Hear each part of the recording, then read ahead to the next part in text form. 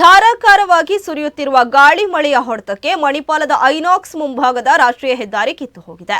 ಅಪಾರ ಪ್ರಮಾಣದಲ್ಲಿ ಮಳೆಯ ನೀರು ರಸ್ತೆಯಲ್ಲಿ ಹರಿದು ಹೋಗುತ್ತಿದ್ದು ನೀರಿನ ರಭಸಕ್ಕೆ ರಸ್ತೆ ಕಿತ್ತು ಹೋಗಿ ತೋಡಾಗಿ ಮಾರ್ಪಟ್ಟಿದೆ. ಇದರಿಂದ ವಾಹನ ಸವಾರರಿಗೆ ಮುಂದಕ್ಕೆ ಚಲಿಸಲು ಆಗದೆ ಗಂಟೆಗಟ್ಟಲೆ ಟ್ರಾಫಿಕ್ ಜಾಮ್ ಉಂಟಾಯಿತು. ಬಳಿಕ ಏಕಮುಖ ಸಂಚಾರಕ್ಕೆ ಅನುವು ಮಾಡಿಕೊಳ್ಳಲಾಯಿತು.